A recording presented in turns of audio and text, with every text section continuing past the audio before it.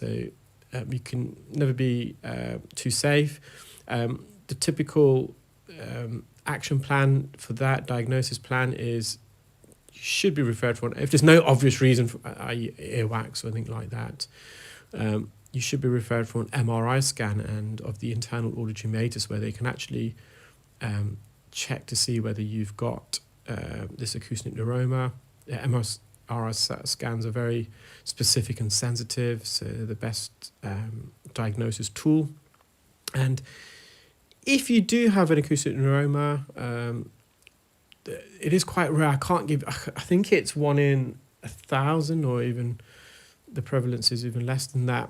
But 10%, if you are diagnosed with that, 10% of those actually grow, so 1 in 10. And of course, if they do grow, because your ears are located just beneath your brain, there will have to be some sort of treatment performed, some surgery. So they call it gamma knife surgery, where they attempt to shrink the acoustic neuroma.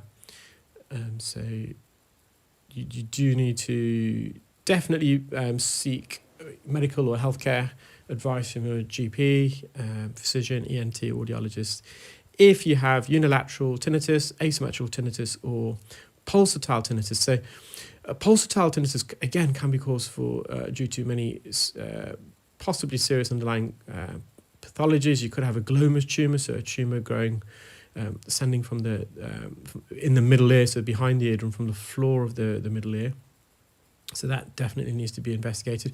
If you have a glomus tumour, you can, as the audiologist or the GP, can normally examine your ears, and you can normally see this red mass developing, originating from behind the eardrum, from the floor, and that has its own blood supply, so in pulse, and you're actually hearing that glomus tumour pulsing away.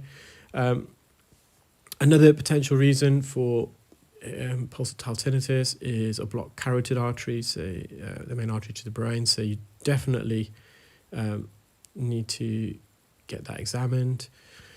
Going back to the patient, you probably just saw on the first left there, we managed to get that wedged wax. It was really deep. The patient had a very narrow, twisty ear canal as we approached, especially medially towards the eardrum, and I managed to wedge that out.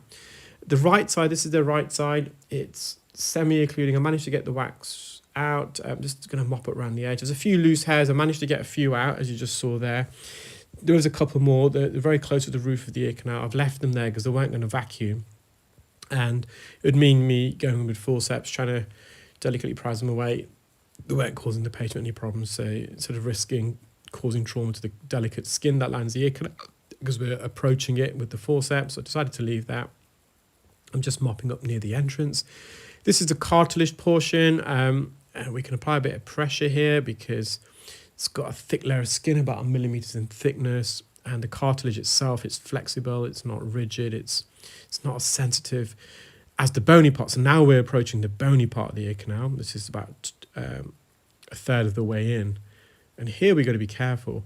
I'm just hovering over this skin. It's coming away, as you can see. So the moment it stops coming away, I'm just going to leave it. It's not going to cause the patient any significant issues. Similar to the left, they have got a narrow ear canal here. The eardrum veers off to the right, so it's got a prominent anterior recess. As we approach the eardrum, most of our ear canals, they narrow and they widen again. And that narrowing occurs about 0.5 centimeter away from the eardrum. We call that the isthmus. And when the ear canal widens again, it can create a recess to the right. You can see there.